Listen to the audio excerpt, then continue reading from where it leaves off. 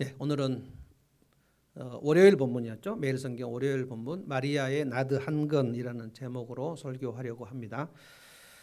마리아가 매우 값지고 귀한 향유라고 되어 있는데 제가 이제 우리가 보통 쓰는 말로는 향수라고 할 것 같습니다.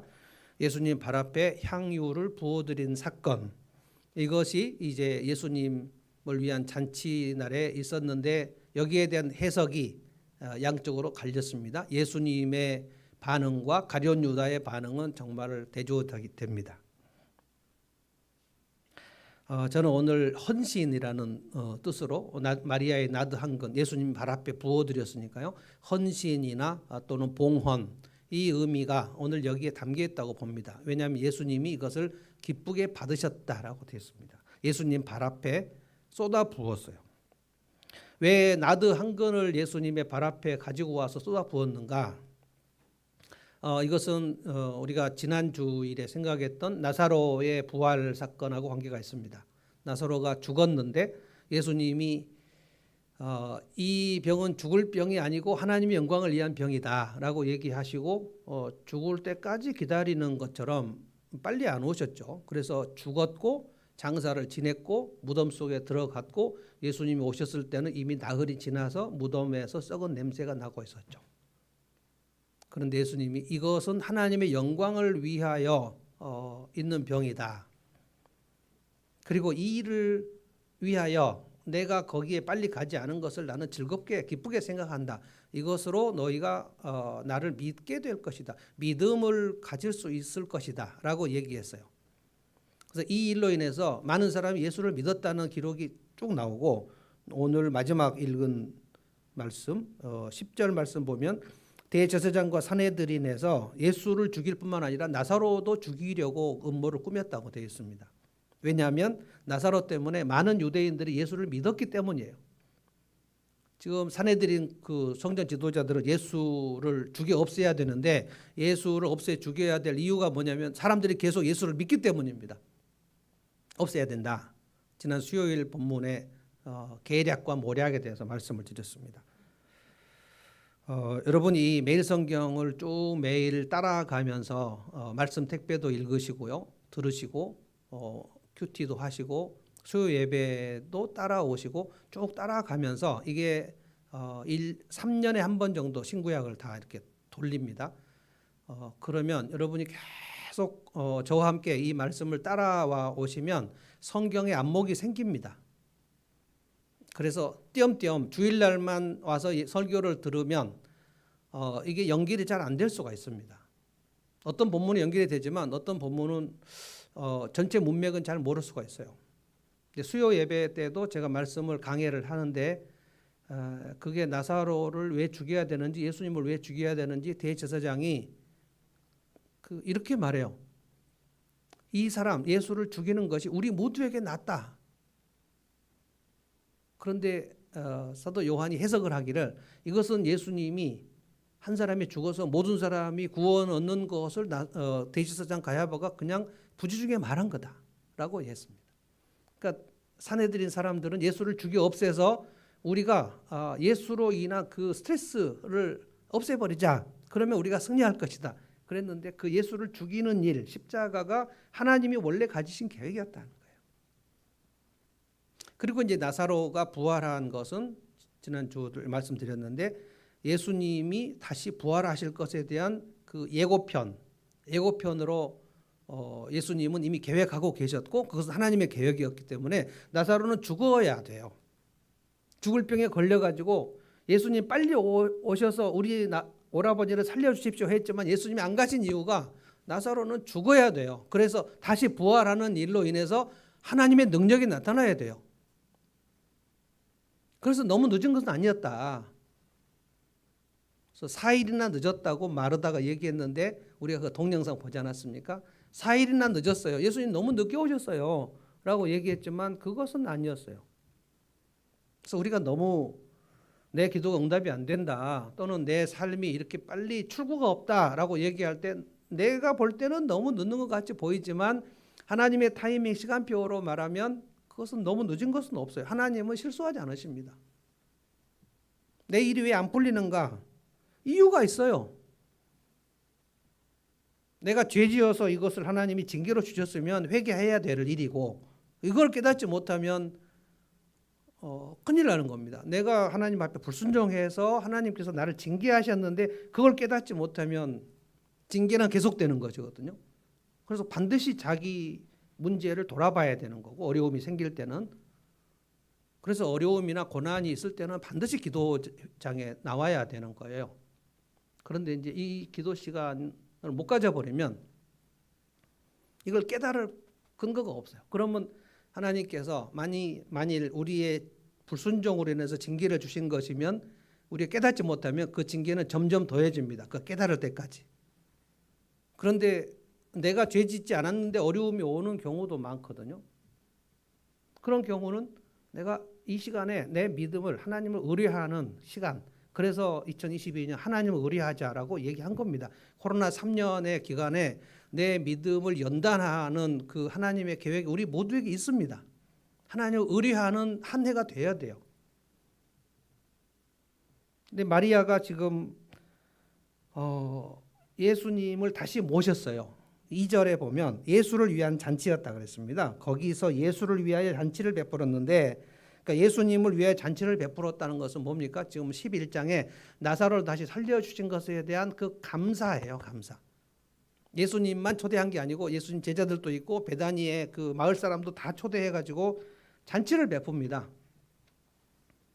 죽은 오라버니를 살려주신 그 은혜를 생각하면서 잔치를 베풀고 있었는데 마리아가 이 슬픔을 기쁨으로 바꾸어 주신 하나님, 주님의 은혜를 어떻게 보답을 할까?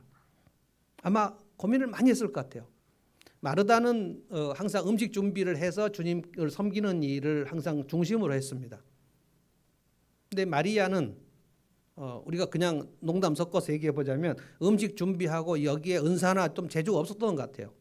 그 전에도 복음서에 보면 예수님이 나사로의 집에 왔을 때도 마르다는 음식 준비로 바빴고 마리아는 예수님 발 앞에서 말씀 들었다고 그랬어요. 마르다가 짜증나가지고 예수님 그 마리아 왜 거기 말씀만 듣고 있는가, 예수님이 좀 시켜서 제가 지금 음식 준비하는 바쁜데 마리아도 주방에 들어가게 좀 얘기해달라고. 그런데 예수님이 마리아는 좋은 편을 택했다라고 얘기하면서 마르다 편 안 들어줬거든요.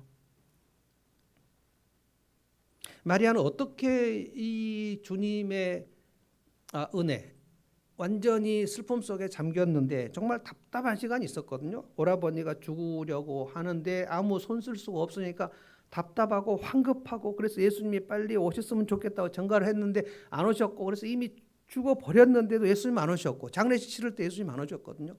그래서 너무 슬픔 속에서 마리아가 막 울고 막 그랬는데 예수님이 살려주셨잖아요. 이 기쁨과 이 평강과 이 은혜를 어떻게 보답을 해야 되겠는데,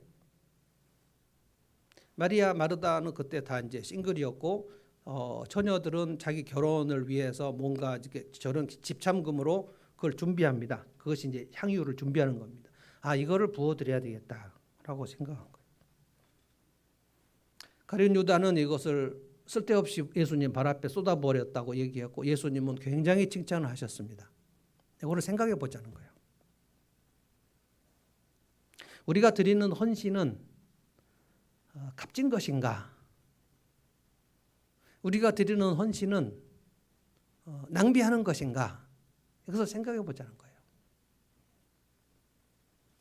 헌신은 값지다. 저는 그렇게 오늘 여러분들에게 설교하고 싶습니다. 무슨 헌신이 값진가? 자, 3절 한번 가봅시다. 한번 같이 읽어봅시다. 3절 한번 읽어보겠습니다. 그때에 시작. 그때에 마리아가 매우 값진 순 나드 향유 한 근을 가져다가 예수의 발에 붓고 자기 머리털로 그 발을 닦았다. 온 집안에 향유 냄새가 가득 찼다. 그때는 예수님을 위한 잔치를 베풀고 있는 한 도중에 갑자기 마리아가 어디로 가더니 일어나서 그걸 옥합이라 그러죠. 이렇게 긴 항아리 같은 겁니다. 그걸 가지고 와서 사람들이 마리아가 뭐 하려고 하는지 몰랐는데 와서 그냥 예수님 발 앞에 앉아서 예수님 발에다가 부어버린 거예요. 그리고 머리털로 씻었다는 거예요. 이것이 무슨 뜻인지를 사람들이 잘 몰랐습니다. 근데 마리아는 자기가 이것이 무슨 뜻인지를 알고자 하는 겁니다. 아무 쓸데없이 자기가 이유를 모른 채로 하는 일이 있습니까? 여러분, 헌신은 자기가 이유 없는 헌신은 없습니다. 자기 눈앞에서 오라버니가 숨이 멎을 때에 내가 할 수 있는 일이 하나도 없었는데 그때 너무 답답한 거예요. 너무 답답한 거예요. 너무 황급하고 너무 답답하고 어찌할 바를 모르고 있는데 오라버니가 눈앞에서 죽어버렸어요. 숨이 멎어버렸어요. 제가 그 장례식 인도를 할 때 모든 경우에 그 돌아가시는 분의 임종을 다 보는 것은 아니지만 어떨 때는 임종을 보기도 합니다. 그 숨이 멎는 시간을 지켜볼 때도 있어요. 그 숨이 그냥 끊어지지 않습니다. 마지막 숨을 몰아쉴 때 조금이라도 숨을 더 쉬기 위해서 굉장히 힘을 씁니다. 사람이 하면서 숨을 좀 더 쉬고 싶은 거예요. 마지막까지 좀 더 살고 싶은 욕구가 우리 모두에게 다 있습니다. 우리가 예수님을 믿으면 죽으면 다시 영생을 얻고 부활을 한다. 이것을 믿는 것과 내가 더 살고 싶은 것과 이것이 서로 상충되지 않아요. 늘 저도 지금 입버릇처럼 정말 새하늘 같은 땅이 그립다. 가고 싶다. 허리가 좀 더 많이 아프면 좀 더 가고 싶어요. 근데 허리가 좀 더 괜찮으면 좀 더 오래 살고 싶어요. 왔다 갔다 합니다. 근데 자기 눈앞에서 자기 오라버니가 숨이 멎어가는 그 광경을 보고 있는데 아무 손을 쓸 수 없는 그 시간이 얼마나 답답했을까요? 이 나사로도 젊은 사람이거든요. 젊은이의 장례식은 정말 가서 할 말이 없습니다. 참담한 거예요. 참담. 그런데 주님이 나흘이나 넘게 늦게 오셔가지고 나사로의 무덤 앞에 서셨을 때 마리아가 가서 거기서 통곡을 했거든요. 근데 마리아는 예수님이 나사로 무덤의 앞에 섰을 때 이 시간 이후에 오라버니가 살아나올 수 있다 상상을 할 수 없었습니다. 너무 슬퍼서 그냥 울었어요. 마리아가 우니까 거기에 조문객들도 다 와가지고 거기서 어항 울었습니다. 무덤 앞에 예수님이 무덤 앞에 서셨고 무덤에서는 썩은 냄새가 나고 있었고 사람들은 다 울고 있었어요. 그래서 예수님이 거기서 눈물을 흘리셨다 그랬어요. 사람들이 예수님이 울고 있는 모습도 다 봤다 그랬어요. 저는 이것이 마리아에게 엄청난 그 형언할 수 없는 은혜였을 거라 생각합니다. 예수님이 나를 위해서 울어줬어. 여러분, 성경에 사도 바울이 공동체는 뭐냐? 슬픔을 당한 사람하고 함께 슬퍼하는 거고 기쁨을 당한 사람하고 함께 기뻐하는 거고 그게 공동체라 그랬습니다. 이게 공감 능력이 떨어지면 그러면 그 사람의 그 공동체 정신도 떨어집니다. 저 사람이 분명히 슬픈 일을 당하였다고 했는데 그 사건, 그 소식을 듣고 내가 아무렇지도 않다. 나는 지금 공감 능력이 정말 떨어졌구나. 일단 인간성이 황폐하게 되면 공감 능력이 떨어집니다. 그래서 어린 아이, 갓난 아이에게 엄마가 공감을 해주지 않으면 그 아이는 그 자아가 무너집니다. 자아가 무너져요. 그래서 엄마의 무관심이 아이들에게 엄청난 그 괴로움을 줍니다. 세상이 무너지는 경험이에요. 그래서 엄마가 우울하면 안 되는 겁니다. 아이에게 엄마의 얼굴은 거울과도 같아요. 그래서 아이가 엄마라고 부르면 내 새끼 왜 이렇게 해주면 세상은 살만하구나. 근데 엄마 불렀는데 가만히 있어요. 엄마 얼굴이 이제 낯빛이 창백해요. 그러니까 이제 그 우울증에 걸린 엄마들은 가만히 있는 거거든요. 이렇게 얘가 엄마 부르면 가만히 있는 거예요. 엄마 왜? 이러고 이 아이는 자아가 무너져요. 세상이 무너진다고요. 그래서 이것을 여러분들이 연습을 많이 하셔야 됩니다. 내가 지금 공감력이 얼마나 떨어져 있는가를 알아보시려면 우리 이제 교회 단톡방에도 예를 들어서 누구누구가 아픕니다. 그럴 때 아무 대꾸 안 하시는 분들이 있거든요. 그분 상당히 위험한 겁니다. 하기 싫은 거예요. 이 사람이 아픈데 뭐 내가 무슨 상관이 있어? 하늘문께 같이 다니지만 이 사람 너는 너고 나는 나 아니냐? 라고 생각하는 사람 아무 대꾸를 하지 않아요. 제가 유심히 봅니다. 근데 안 하시는 분들은 여전히 안 하십니다. 나하고 상관없으니까. 근데 본인이 정작 아플 때 누가 공감해 주면 정말 고마워. 와, 공동체 이런 것인 것을 저 처음 느꼈어요. 예수님이 마리아가 울 때 함께 울어줬다. 이게 마리아는 이거는 예수님의 능력이 아니에요. 하나님의 능력과 하나님의 사랑이 있는데 이 두 가지가 우리에게 내려올 때 우리는 은혜를 경험하는 것인데 하나님의 능력이 아직 나타나지 않았어요. 지금 나사로를 살리시기 전입니다. 그러면 하나님의 능력은 아직 나타나지 않았어요. 지금 나사로의 무덤에서 냄새가 나고 있어요. 그런데 마리아가 지금 엄청 울고 있어. 슬퍼 울고 있는데 예수님이 거기서 마리아를 보시고 본문에 나옵니다. 마리아의 우는 것을 보시고 그리고 그 모인 사람들이 우는 것을 보시고 예수님이 함께 울었다. 마리아야 울지 마. 내가 지금 살릴 거야. 다들 울지 마세요. 이제 살릴 거야. 이렇게 말씀 안 하셨어요. 예수님이 베드로 부르실 때에 베드로가 밤새도록 한 마리도 못 잡고 있었잖아요. 베드로야 그 그물 버려두고 그 고기잡이 그만두고 나를 쫓아라라고 하지 않으셨어요. 어떻게 했습니까? 배 오른쪽에 그물을 한번 던져봐라. 그물을 던졌더니 고기를 정말 많이 잡았어요. 그거 뭐 하려고 예수님이 잡게 하셨을까요? 예수님이 이제 베드로하고 제자 데리고 다니면서 계속 생선 절여갖고 먹으려고 그랬을까요? 아닙니다. 베드로가 밤새도록 허탕친 그 마음을 좀 위로해 주려고 그런 거예요. 굉장히 중요합니다. 그게 사랑입니다. 사랑. 아, 저분이 나하고 지금 내 감정을 함께 해주는구나. 엄청 고마운 거예요. 여러분, 내가 울 때 누가 와서 곁에 있기만 해도 굉장히 고마운 거거든요. 그런데 내가 울다가 봤더니 저 사람도 함께 울고 있다. 와, 나를 위해서 울어주는구나. 이걸 잊을 수가 없어요. 저는 이 포인트에서 마리아가 엄청 고마웠을 거라고 생각합니다. 아, 주님의 사랑이구나. 내가 슬퍼 울고 있을 때 주님께서 울어주셨어. 우리가 오늘 예배를 드리는 것이 예수님께서 마리아의 슬픔 속에는 함께 하셨고 우리의 슬픔에는 멀리 계셨을까? 상상할 수가 없습니다. 예수님 아무도 차별하지 않으시거든요. 여러분이 차별하신다고 생각할 뿐이지 그건 오해입니다. 예수님 아무도 차별하지 않으십니다. 내가 혼자 있을 때 그때 예수님은 멀리 계셨을까? 그런 느낌이 들죠.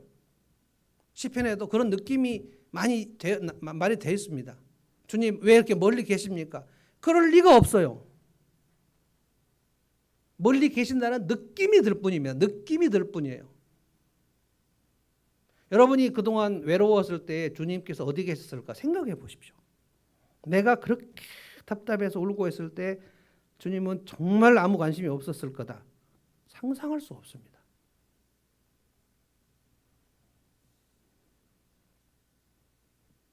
마리아가 이것을 잊을 수가 없어요. 그러고 나서 주님이 나사로야 나오라 하셨을 때 나왔죠. 주님의 능력을 또 경험했습니다. 그러니까 은혜를 입는다는 것은 두 가지예요. 하나님의 사랑을 경험하는 거고요. 하나님의 능력을 경험하는 거예요. 이 두 가지가 하나님을 경험한다는 뜻입니다. 근데 경험을 해도 느낌이 없는 사람들이 있어요. 하나님이 나에게 무슨 사랑을 베풀어 주셨다고? 하나님이 지난 한 주간 나에게 무슨 능력으로 손길로 함께 하셨다고? 뭐 일이 되려니까 됐겠지. 영적 감각이 없는 거예요. 그래서 여러분들에게 목장 모임 할 때 계속 감사한 일이 무엇인가를 얘기하라. 힘든 일부터 얘기하지 말고 감사한 일부터 얘기하라. 그것은 결과적으로 하나님께서 지난 한 주 동안 아무 일도 나한테 하셨을 리가 없는데 내가 어떤 힘을 얻었다거나 내가 어떤 좋은 일이 있었을 때 그 주님께서 주님의 능력으로 내 삶에 개입하셨다는 것을 깨달으라는 거예요. 그 감각을 익히라는 거예요. 그래서 목장 모임에서 감사한 일을 계속 1년, 2년 연습하시는 분들은 믿음이 자랍니다. 근데 그걸 안 하려고 계속 하시는 분들은 믿음이 안 자랍니다. 하나님 감각이 안 생기는 거예요. 마리아는 오늘 주님을 경험했어요. 주님의 사랑도 경험하고 주님의 능력도 경험했어요. 아, 죽은 자가 살아나는구나. 예수님이 마르다에게 얘기했죠. 나는 부활이요 생명이다. 나를 믿는 자는 영원히 죽지 않는다.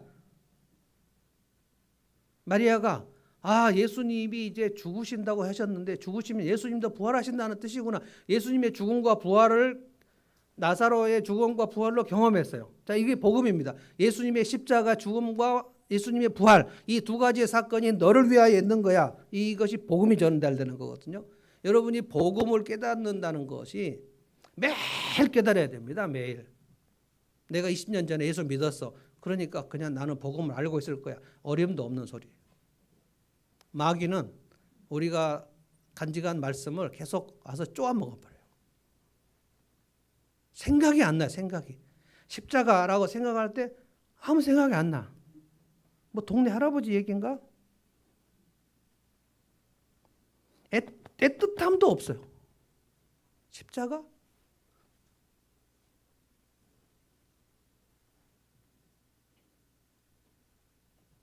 마리아가 이것을 혼자 계속 생각한 겁니다. 그리고 오늘 예수님이 이 나사로 집에 다시 오셨을 때는 며칠이 흘렀어요.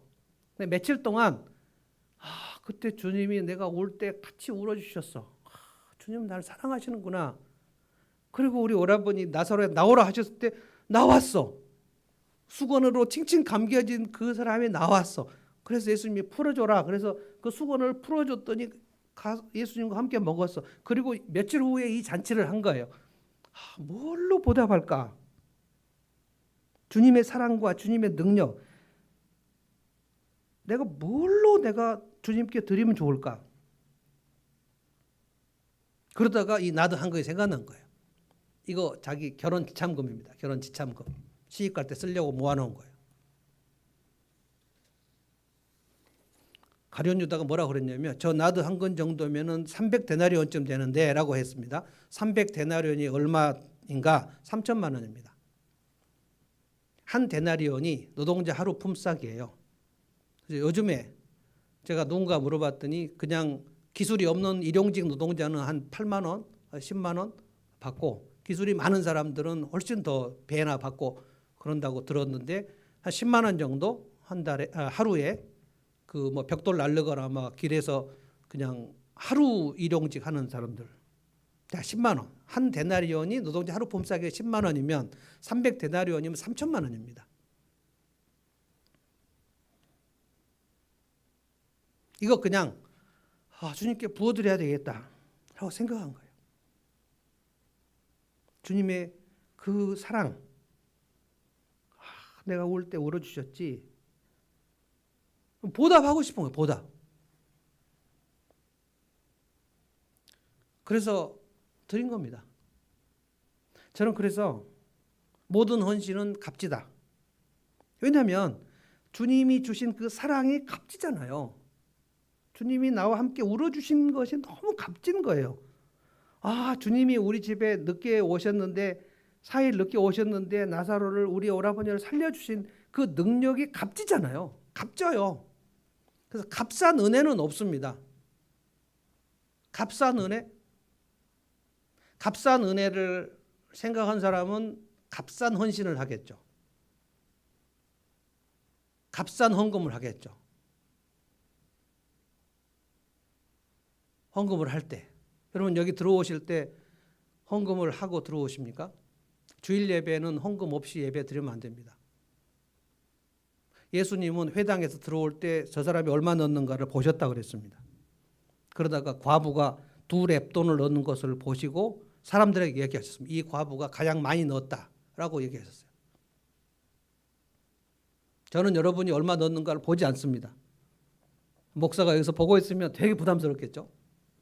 저는 안 봅니다. 그러나 주님은 다 보십니다. 어떤 태도로 헌금을 드리는가를 보십니다. 11조를 할 때 어떠한 마음으로 드리는가를 보십니다. 그런데 주님이 안 받으시는 헌금은 뭐냐? 은혜를 깨닫고 보답하려는 마음으로 드리지 않는 헌금은 안 받으십니다. 교회 재정에는 도움이 될지 모르나 주님은 안 받으십니다. 어떤 헌금을 주님이 받으시는가? 마리아처럼 주님의 은혜를 어떻게 내가 보답할 것인가? 내가 한 달 동안 일해서 이 번 돈이 내가 한 달 동안 일할 수 있는 모든 것이 그 주님의 끊임없는 그 손길로 내가 일자리에서 돈을 벌게 됐구나. 내가 일을 할 수 있게 됐구나. 내가 새끼 밥 먹는 게 주님의 말씀으로 인한 능력으로 이게 됐구나. 이거를 계속해서 감각 있는 사람은 그 11절 들을 때 이 은혜에 대한 보답으로 드리죠.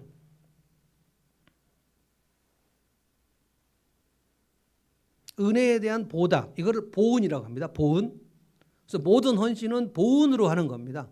보은이 있고 은혜를 잊어버리는 걸 배은이라고 합니다. 배은. 배은에서 은혜를 잊어버리는 게 배은.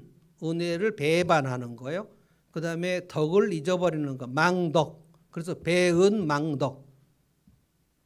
그래서 내가 받은 은혜를 하나님 앞에 헌신하는 것은 보은이고 보답하는 거, 은혜를 보답하는 거고요. 은혜를 잊어버리는 것은 배은 망덕입니다. 그래서 사사시대 백성들은 여호수아 죽은 다음에 하나님이 행하신 일을 다 잊어버렸다 그랬어요. 그럼 배은 망덕입니다. 배은 망덕을 하면 사사시대는 아주 질이 멸렬할 수밖에 없어요. 내가 은혜를 잊어버렸는데 그 다음에 뭐가 있습니까?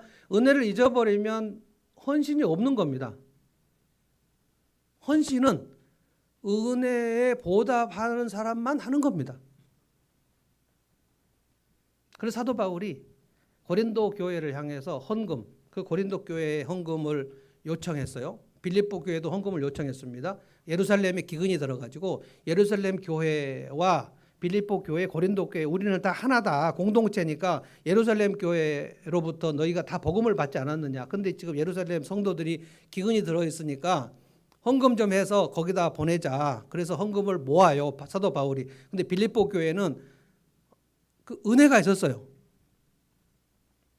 그래서 헌금을 모아온 액수를 보니까 사도 바울이 빌립보 교회 성도들의 그 살림을 다 알고 있는데 이게 너무 많이 가져온 거예요. 그래서 빌립보 교인들에게 이거 당신들의 상황에 비하면 너무 이건 많다. 너무 이렇게 많이 하면 어떻게 하냐. 그랬을 때 빌립보 교인들이 이 은혜를 내가 주님 앞에 보답하는 일을 막지 말라고 얘기했어요. 이 얘기를 고린도 성도들에게 합니다. 고린도 성도들은 헌금을 준비 안 했어요. 예루살렘 교회는 예루살렘 교회고 우리는 우리고 너는 너고 나는 나지. 그냥 거기서 알아서 하라고 그래. 헌금을 준비 안 했다고요. 그래서 바울 사도가 고린도 성도들에게 꾸짖습니다. 너희들이 내가 갈 때 그때서야 헌금을 마련하는 것을 보면 내가 너희들 볼 때 너무 민망할 것 같다. 그러니까 미리 헌금을 준비해라. 어떻게 그렇게 하기 싫으냐? 그러면서 사도 바울이 뭐라고 하냐면 헌금은 억지로 하거나 인색하게 하는 거 아니다.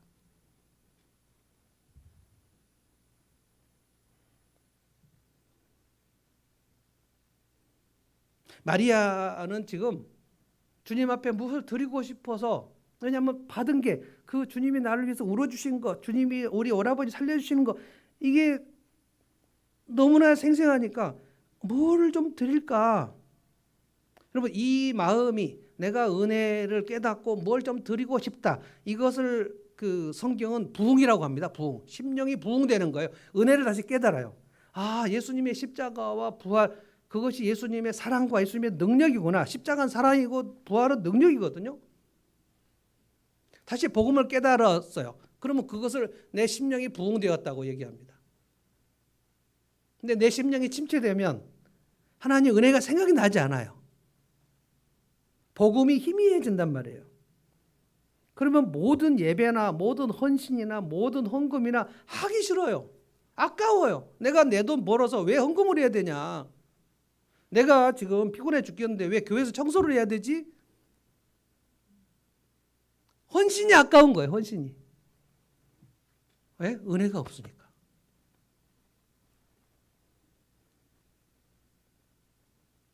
이 나드 한 건 3천만 원어치라고 제가 말씀드렸는데 나드 한 건과 똑같이 값진 헌신이 뭐였냐면은 오병이어입니다. 물고기 2마리 그리고 보리떡 5개. 그거는 오늘날로 치면 얼마나 될까요? 떡 5덩이하고 말린 생선 2마리면 5천 원이나 될까요? 그러나 주님이 받으실 때는 나드 한 건이나 오병이어나 똑같이 값집니다. 값져요. 과부가 드린 헌금 2렙돈. 2렙돈은 오늘로 말하면 500원이나 1,000원 정도 될 것 같습니다. 그런데 이 과부가 자기 전 재산을 넣었다 그랬습니다. 이걸로 내가 마지막 먹을 수도 있는데 그걸 넣어버린 거예요. 이 다음에 어떻게 될지 모르겠다는 거예요. 그리고 2렙돈, 오병이어, 나드 한 건, 이걸 세상적으로 말하면 3천만 원, 5천 원, 3천 원. 그러나 주님 보실 때는 값집니다. 왜 그래요? 은혜를 깨닫고 드리기 때문에. 보답하니까. 저는 그래서 시시한 헌신은 없다. 다 값지다. 여러분이 주님 앞에 예배 드리는 거, 이거 지금 봉헌입니다. 헌금한 것 봉헌입니다. 그리고 예배가 끝나고 청소하는 것 그거 헌신 봉헌입니다. 주방에서 일을 하시는 거나 오늘 아침에 떡을 갖고 와서 떡을 성도들을 위해서 봉지에다가 싸는 일이나 음식 쓰레기를 버리는 일이나 그거 다 주님께 드리는 봉헌입니다. 설교 준비를 하는 일도 봉헌입니다. 전 그래서 대충 설교 준비를 할 수 없습니다.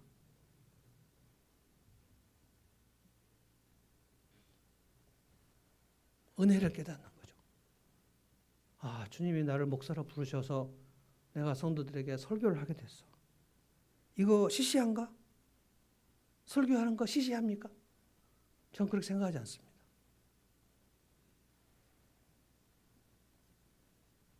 목장에서 VIP를 섬기는 것, 더 헌신하지 않으면 섬길 수 없거든요. VIP 섬기는 거 장난 아닙니다. VIP는 믿음이 없기 때문에 믿음만 없는 게 아니고 의리도 없는 경우도 되게 많아요. 연락도 안 해버리는 VIP들도 되게 많고 기본 에티켓도 없는 VIP들 되게 많습니다. 예수 믿어도 에티켓이 없는 사람들이 되게 많은데 무례한 거죠. 예의를 지키지 않는 사람이 너무 많아요. 저는 여러분들에게 좀 부탁하는데 여러분 중에는 그런 사람이 많이 없습니다만 저하고 같이 얘기할 때 그 반말하시는 분들 있어요. 반말. 젊은 목사님들도 가끔 그렇게 하시는 분들 있어요. 나하고 그분들하고 막 20살 차이가 나는데 배 목사님 그랬어. 막 이렇게 얘기하는 거예요. 그럼 저는 아닌데 마음이 막 불편한 거예요. 예의가 있죠. 예의가. 내가 이 사람에게 반말해도 되는가? 그 전라도도 좀 그래요. 전라도 사람들도 좀 그렇고 내가 보니까 경상도 사람도 좀 그렇고 약간 저 아래쪽 사람들이 그냥 좀 친해질 것 같으면 그냥 말을 놔버리는 경우. 그건 뭐 예의가 아닌 거죠. 근데 VIP들은 훨씬 더 그런 경우가 많습니다. 그냥 상식 바뀐 경우가 되게 많아요. 그래서 이 VIP들을 섬기는 일은 대단히 에너지가 많이 들어갑니다. 그러면 VIP를 만나고 뭐 커피 사주고 때로는 뭐 집에 가서 애기도 봐주고 또 밥도 같이 사 먹고 같이 얘기도 들어주고 그 하는 것은 뭐냐? 이거 다 헌신입니다. 무슨 근거로 해야 되냐? 주님이 내게 준 은혜를 보답하는 거예요. 주님이 그걸 받으시죠. 은혜로 인한 보답으로 드리는 헌신은 2렙돈이든지 오병이어든지 나드 한 건이든지 다 시시한 건 없어요. 주님이 받으셔요. 그래서 그냥 여러분들에게 농담 섞어서 얘기하겠습니다. 모든 헌신은 다 3천만 원짜리다. 나도 한 건이다. 그러니까 내가 오늘 이 강대상에다 물 한 그릇을 떠서 올리는 거, 이거 3천만 원짜리 헌신이다. 나도 한 건이다. 여러분이 예배 끝나고 목장별로 청소하는 거, 그거 3천만 원짜리. 그 정도의 값진 헌신이라는 그 자부심을 가지고 주님 앞에 하는 거예요. 3천만 원도 더 되죠. 그래서 두 번째로 이 은혜를 깨달은 헌신은 헛되지 않아요. 4절 보십시다. 4절. 가룟 유다가 등장합니다. 예수의 제자 가운데 하나며 장차 예수를 넘겨줄 가룟 유다가 말하였다. 5절. 이 향유를 300데나리온에 팔아서 가난한 사람이 주지 않고 왜 이렇게 낭비하는가? 뭐라 그랬다고요? 낭비했다는 거. 낭비. 여러분, 낭비가 영어로 waste입니다. waste. waste bin. 이게 뭡니까? 쓰레기통입니다. 쓰레기통. waste가 허비했다는 뜻이거든요. 이 비싼고 값진 향유를 왜 저 주님 발 앞에 쏟아버려가지고 낭비를 했는가? 마가복음에 보면 이 가룟 유다가 격분했다 그랬어요. 가난한 사람들에게 저거 나눠주면 얼마나 좋겠는가? 그런데 6절인가요? 이렇게 말한 것은 그가 가난한 사람 생각하는 게 아니고 그는 도둑이다. 그는 예수님 제자로서 돈전대를 맡았는데 그가 그 돈전대에서 공금을 살살 횡령한 사람이었다. 이거 지금 요한복음 사도 요한이 쓴 거거든요. 사도 요한이 가룟 유다가 그 예수님의 무리 속에서 회개를 맡으면서 그 공금을 슬슬 빼는 거를 요한이 알고 있었다는 뜻입니다. 예수님은 몰랐을까요? 가룟 유다는 여러분 기억하셔야 됩니다. 이 사람은 예수님 믿지 않았습니다. 불신자예요. 불신자가 12명 속에 있었습니다.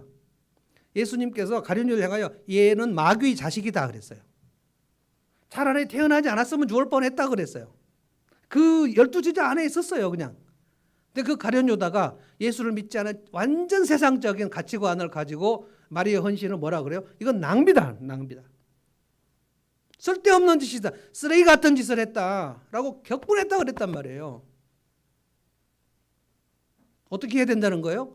그것을 회계한테 갖고 와야 된다는 거예요. 나한테 갖고 오면 내가 300대인데 3천만 원을 내가 그 해서 가난한 사람 다 나눠줄 텐데 왜 그거다 부었냐는 거예요. 근데 속마음이 뭐였다고요? 자기가 착보하려고 그랬다는 거예요.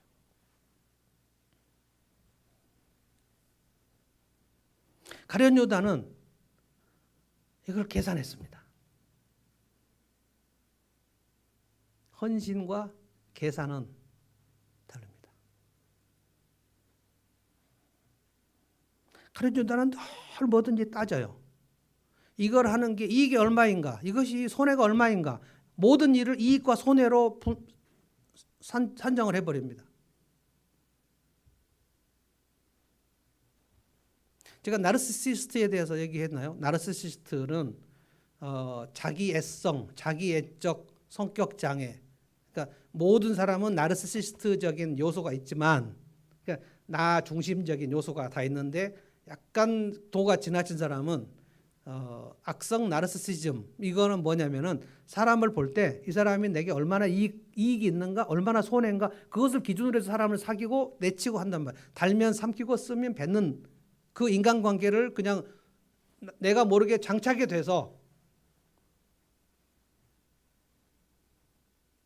가룟 유다가 전형적으로 그런 사람입니다. 이게 얼마짜리인데 저거를 주님 발 앞에 부어. 저거 300데나리온인데 저거 3천만 원짜리인데 진짜 손해가 막 심하네. 저걸 부어버리다니 마음이 막 아픈 거예요. 가룟 유다는 마리아의 헌신의 의미를 조금도 알지 못했습니다. 예수님 따라다니면서 하나님의 능력을 누구보다도 많이 본 사람입니다. 12제자 중에 물로 포도주 된 사건을 못 봤습니까? 나사로 살린 그 장면에서 가룟 유다가 어디 갔다는 얘기가 없거든요. 모든 기적, 예수님이 바다로 건너오시는 장면도 봤고 다 경험했는데 믿음이 제로입니다. 믿음이 제로. 믿음이 자라나지 않아요. 그 안에 성령이 없어요. 육에 속한 자를 영어로 without the spirit, 성령이 없는 사람, 이거를 육에 속한 사람이라고 했습니다. 그러니까 예수를 믿지 않는 사람은 성령이 없으니까 육에 속한 사람이에요. 육에 속한 사람이 볼 때는 하나님의 성령의 일을 깨닫지 못한다 그랬어요. 세상 사람들이 지금 이 시간에 우리가 예배 드리는 것을 깨닫지 못합니다. 저게 무슨 유익이 있냐.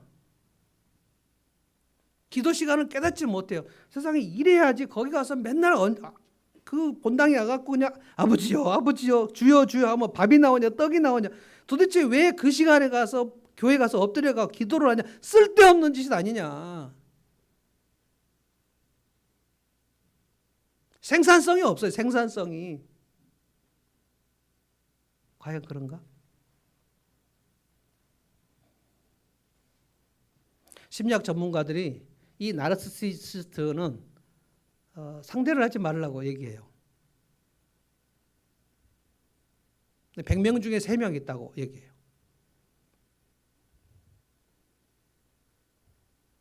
100명 중에 3명, 3%. 그러니까 여러분이 살면서 많이 만납니다. 어떤 경우는 자기 부모가 나르시시스트인 사람도 있습니다. 정말 힘듭니다. 친구들 중에 많이 있습니다. 동료들 중에 많이 있어요. 나를 대할 때 내가 얼마 정도 이익이 있는가 없는가로 해서 나를 관계하는, 자기에게 좀 불리할 때는 그냥 연락을 꺼버리는, 그런데 자기에게 이로울 때는 바로 연락을 하는데 거기에서 그 미안해하지 않는, 이게 속에서 충돌이 없어요. 제가 처음에 말씀드린 대로 어렸을 적에 엄마의 그 따뜻한 햇빛 같은 눈길을 보지 못한 사람은 세상이 진짜 차갑구나. 그럼 내가 살 길은 내가 이익이 되는 사람하고 줄을 대는 것밖에 없다. 그래서 어떻게 해서 연줄을 대서 누군가 인맥을 쌓아서 무엇인가 내가 상승하고 계단에서 성공해야지. 그런 생각으로 가득 차버리는 거예요. 그러면 그 사람은 인격적으로 진정한 관계를 맺는 일이 정말 짜증나는 거예요. 내가 왜 무조건 이 사람이 우는데 내가 왜 울어야 돼? 내가 이 사람 슬픈 일에 동참하면 그러면 내가 어쩌면 돈 10,000원을 써야 될지 몰라. 모른 척 하자. 어디 아프세요? 라고 물어볼 수가 없는 거예요. 안부를 물어볼 수가 없어요. 아프다 그러면 혹시 내 시간이나 내 물질이 거기에 동원되면 어떻게, 그럼 손해잖아. 물어보지 말자. 그래서 나르시시스트는 사람에게 질문을 하지 않습니다. 그래서 여러분 목장 모임할 때 한 사람이 자기 얘기를 나눌 때 질문을 하는 연습을 하셔야 돼요. 그래서 어떻게 됐어? 힘들었겠다. 언제부터 그랬어? 이런 얘기를 해주는 겁니다. 제가 상담을 할 때 상담 시간에 대부분의 시간은 질문하는 겁니다. 그래서 그때 마음이 어땠어요? 진짜 힘들었겠네. 그때 그래서 어떻게 했는데? 호기심을 가지고 계속 물어봐 주는 거예요. 그럼 뭡니까? 저분이 내 아픔에 동참하는구나. 그래서 공동체가 되는 겁니다. 이것을 상담자와 내담자의 동맹이라고 그래요. 동맹. 둘이 동맹이 맺어져야지 그 사람의 문제가 해결되는 겁니다. 공동체를 맺는 거예요.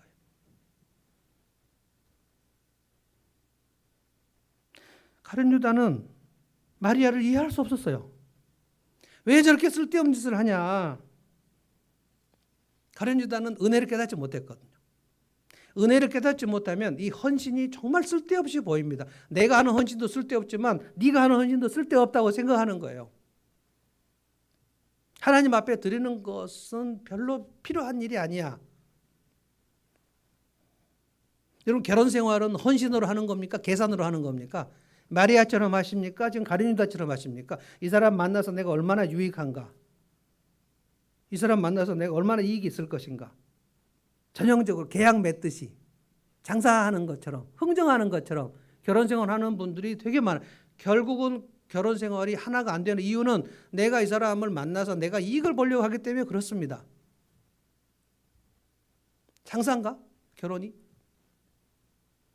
세상적인 결혼은 다 그래요. 예수 믿는 사람도 세상적 가치관이 해결되지 않는 사람은 결혼 생활할 때 항상 이 사람 만나서 내게 이익이 뭔가? 이 사람이 고쳐야지 내가 이익이 되겠다. 그래서 당신 좀 고쳐야 돼. 저도 그렇게 얘기했어요. 헌신하는 겁니다. 가룟 유다는 예수를 믿지 않았어요. 그래 불신자입니다. 불신자가 헌신을 어떻게 이해합니까? 그런데 교회 안에도 헌신을 이해하지 못한 사람 정말 많아요. 왜 그런가? 은혜가 감각이 없으니까. 주님이 내게 주신 사랑이 깨달아지지 않아요. 주님이 내게 주신 능력이 깨달아지지 않아요. 감사한 일이 뭐예요? 생각이 나지 않습니다. 한 주간 감사한 일이 생각이 나지 않아요. 그냥 뭐 먹고 살았어요. 주님이 무슨 일을 하셨는지 기억이 나지 않습니까? 뭐 주님이 하시는 일이 별 뭐 없어요. 다른 사람은 다 뭐 간증이 있다 그러는데 저는 간증이 없어요. 그런데 주님이 가룟 유다를 말립니다. 7절 보십시오. 예수께서 말씀하셨다. 그대로 두어라. 마리아의 헌신을 낭비라고 얘기하지 말라는 거예요. 그는 나의 장사 날에 쓰려고 간직한 것이다. 가난한 사람은 언제나 너희들과 함께 있지만 나는 언제나 너희와 함께 있는 것이 아니다. 지금 이게 6월절 엿새 전이니까 예수님 돌아가시 일주일 전입니다. 가룟 유다는 지금 뭐 꿈꾸고 있습니까? 그 성전 지도자들과 함께 은 30으로 예수를 팔려고 계획하고 있어요. 야, 그 사내들인 사람들이 예수의 제자 12명 중에서 가장 계산이 밝은 사람이 누군가를 알아요. 그래서 가룟 유다를 찍어요. 매수당합니다. 그런데 가룟 유다가 기뻐합니다. 드디어 내가 이게 극대화될 이 예수의 제자를 하면서 내 이게 극대화될 기회가 왔구나. 은 30이다. 와, 돈 벌 기회가 왔어. 예수님 따라다니면서 자기가 돈 벌 궁리만 생각하고 있었단 말이에요. 그 돈전대도 자기가 맡은다고 했을 가능성이 있습니다. 주님, 제가 회계를 잘합니다. 제가 돈전대를 맡겠습니다. 예수님의 무리에 돈전대가 얼마나 있었는지 모르겠지만 종종 돈을 빼갔다 그랬어요. 그는 도둑이었다. 그리고 예수 팔아 넘기면 은 30을 내가 챙길 수 있다. 여러분, 이 나르시시스트의 이 이익과 손해의 인생관이 얼마나 믿음 생활과 헌신에 걸림돌이 되는지를 아시겠어요? 내가 인간관계를 할 때 저 사람 만나면 얼마나 이익인가 손해인가 이것을 계산적으로 하는 습관이 있지 않는가 생각해 보십시오. 그 사람은 헌신 죽었다 깨어나도 못합니다. 무조건적인 관계에 대해서 이해를 할 수 없어요. 거저 주는 거, 하나님의 사랑, 은혜, 거저 받는 거 깨달을 수 없어요. 뭐 그런 일이 있어. 다 기브 앤 테이크지. 예수님께서 가룟 유다를 지금 책망하시는 겁니다. 가만둬라. 마리아의 나드 한 건이고 낭비가 아니다. 이 여인이 한 일을 마가복음 보면 복음이 전파되는 곳마다 이 여인이 하는 일을 기념하라 그랬어요. 무슨 뜻입니까? 내가 기억하겠다는 거예요. 주님이. 내가 너 마리아 너의 헌신을 기억하겠다는 거예요. 왜 헌신은 낭비가 아닌가? 왜 헌신은 허비가 아닌가? 주님이 기억하시기 때문이에요. 주님이 기억하셔요.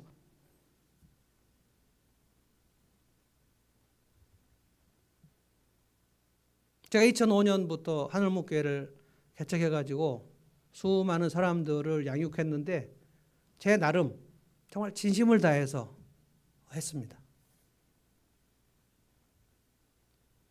그러나 모든 결과가 다 좋지는 않았습니다.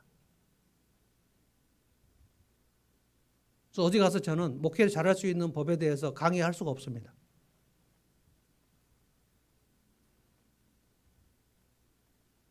그래서 이 말씀을 제가 묵상하면서 자, 그건 허비인가? 다 쓸데없는 짓이었나? 다 필요 없는 거였나?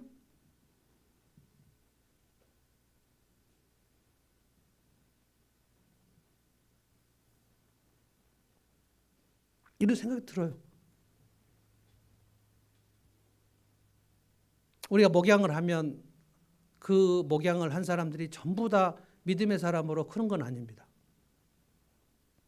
VIP들을 섬기며 VIP들이 다 예수 믿는 것도 아니고요. 어떤 사람은 믿지만 어떤 사람은 떠나가죠. 사람을 키우려는 일은 대단히 힘듭니다. 그러나 힘든 일은 다 쓸데없는 일인가?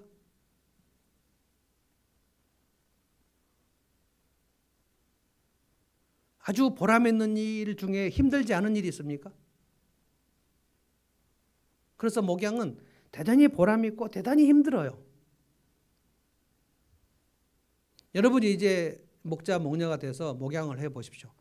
진짜 힘듭니다. 돈 버는 일도 힘들지만 목양도 진짜 힘듭니다.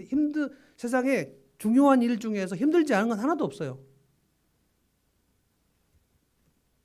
그런데 공든탑은 무너지는가? 저는 목사님들에게 얘기합니다. 공든탑은 무너진다. 그러면 목사님들이 그게 우울한 얘기 하지 말라고 좀 그 희망찬 얘기를 해달라는 거예요.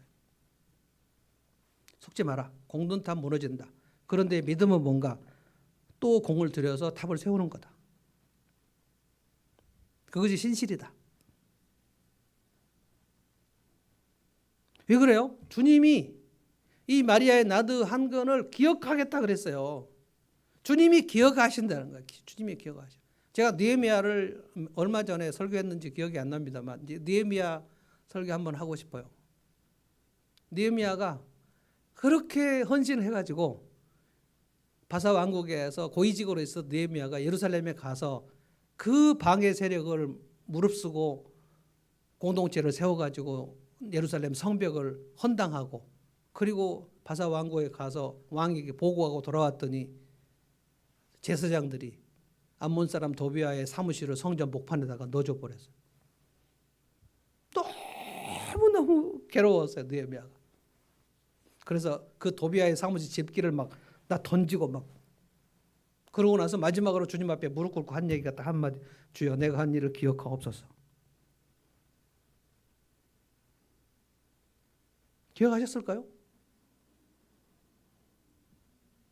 우리는 믿습니다. 믿음으로 한 일은 주님이 다 기억하시죠. 은혜를 보답으로 내가 받은 은혜를 보답으로 한 헌신은 주님이 다 기억하십니다. 그래서 값지고 그래서 헛되지 않아요. 헛되지 않아요. 웨스트빈으로 들어가지 않아요. 주님이 기억하셔요. 주님이 받으셔요. 주님 앞에 향수를 쏟아 부어가지고 가룟 유다는 이게 낭비다. 주님이 아니다. 그건 낭비가 아니야. 그거는 헛되지 않아. 내가 기억하니까. 만약에 마리아가 쏟아부은 나드 한 건이 낭비라고 하려면 예수님이 이 땅에 내려오신 것도 낭비입니다. 예수님 뭐 때문에 그 하늘 영광을 버리고 이 누추한 땅으로 타락한 곳으로 내려오셔갖고 왜 그 말구유에서 태어나셔서 왜 목수일 30년 하시고 왜 우리같이 주님을 떠난 대적한 자들 원수 같은 자들을 위해서 피를 흘리십니까? 예수님의 보혈은 십자가에서 그냥 쏟아 부어졌는데 여러분과 나를 위해서 쏟아 부으셨는데 그건 낭비입니까? 예수님의 보혈은 얼마짜리일까? 저도 모르게 또 반말이 나왔어요. 예수님의 보혈은 3천만 원짜리일까요?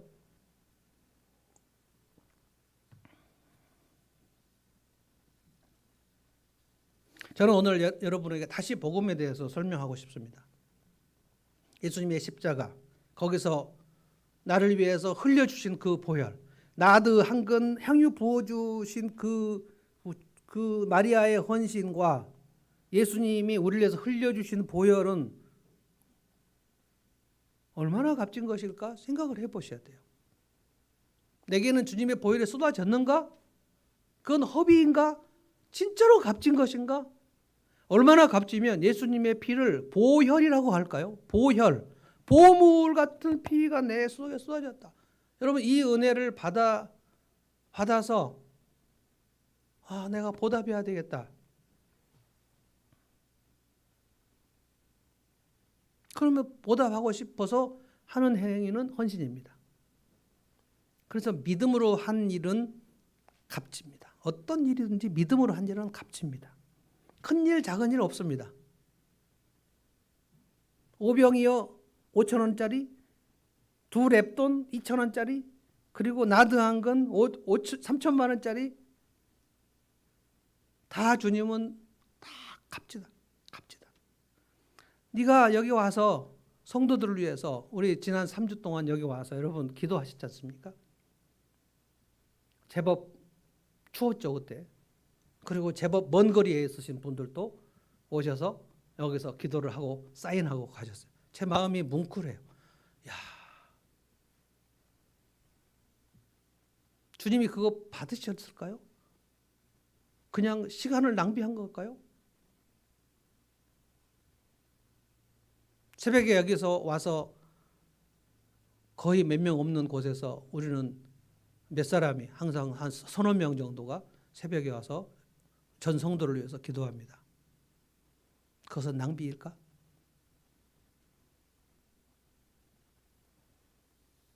저는 오늘 마리아의 나드 한 건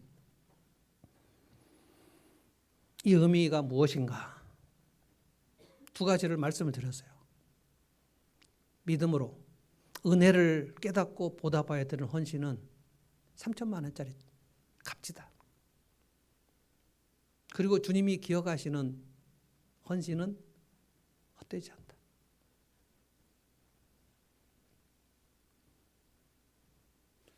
여러분이 이 교회에 안 오는 그 주 중에 저는 목양실에서 하루에 한 사람 또는 하루에 두 사람 상담을 해요. 본래 상담을 할 때 상담실에서는 항상 50분 하라고 그럽니다. 50분에 얼마 이거를 첫 시간에 다 이걸 구조하라 그럽니다. 상담을 몇 분 하고 얼마를 받습니다. 저는 목양을 하면서 그 돈을 받는다. 그것이 상상이 안 돼요. 그래서 그냥 무료로 합니다. 그리고 저는 이제 상담실의 룰을 어기고 합니다. 50분을 해서는 저는 그 사람 얘기를 다 들을 수가 없어요. 근데 최소한 2시간을 해요. 아마 지도 교수님이 알면 뭐라고 할 거예요. 왜 배 선생님은 그렇게 2시간씩 그 룰을 깨고 합니까? 모르겠어요. 저는 어쩔 땐 2시간, 2시간 반 또는 좀 더 깊어지면 3시간.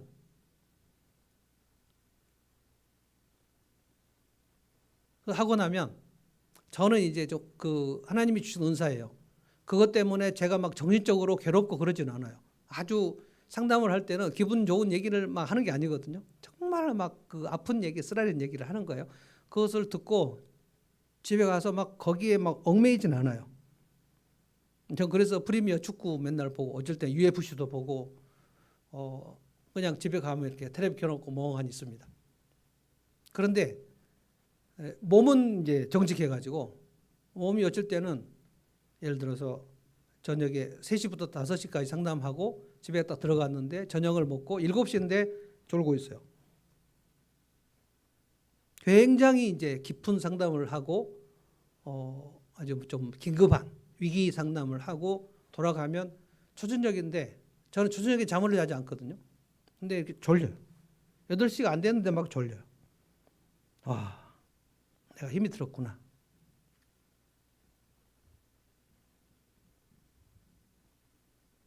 계산을 해야 될까요? 아니면 헌신을 해야 될까요? 내가 뭐 때문에 이렇게 돈도 안 받고 이렇게 해야 될까? 내게 이익이 있나? 이건 가룟유다 방식입니다.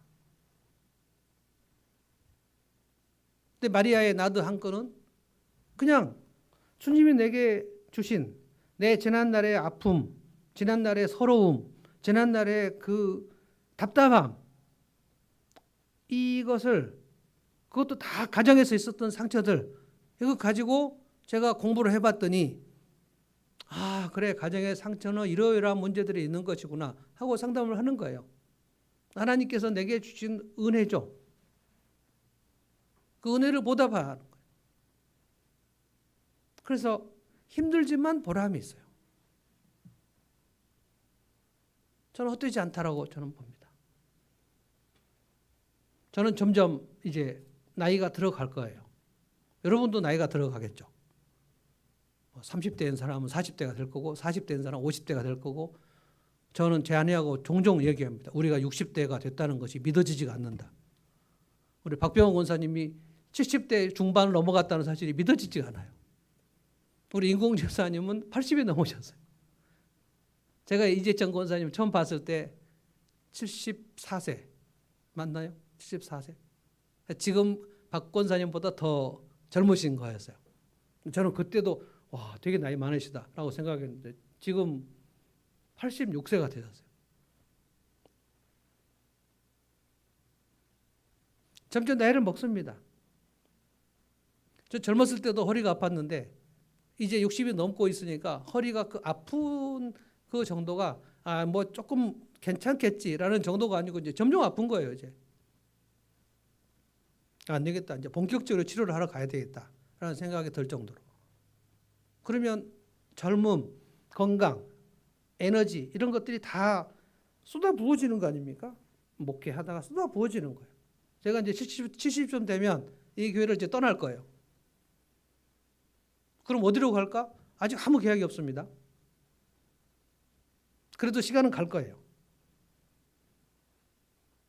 우리가 언젠가 주님 앞에 설 거예요.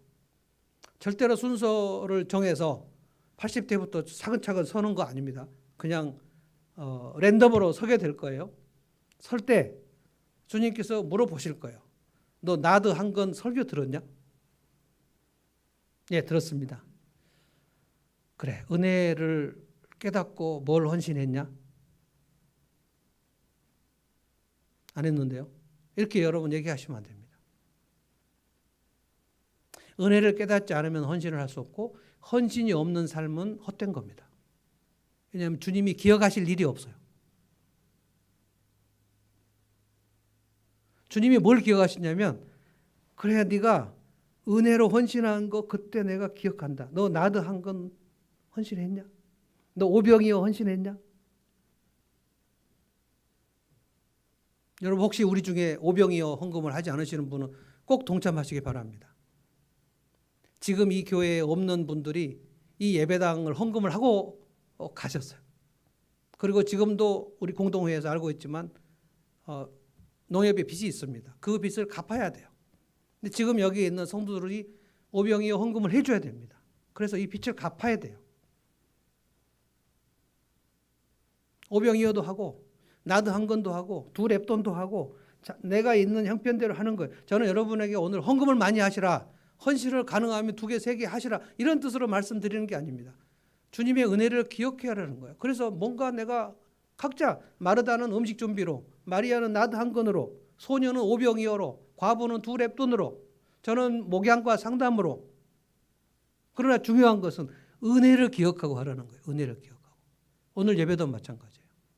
이 예배를 드릴 때 주님의 은혜를 생각하면서 보답으로 예배를 드리는 사람은 자세가 다릅니다.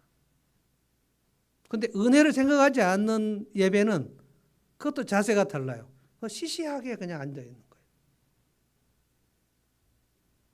내가 교회에서 하는 일은 시시하다.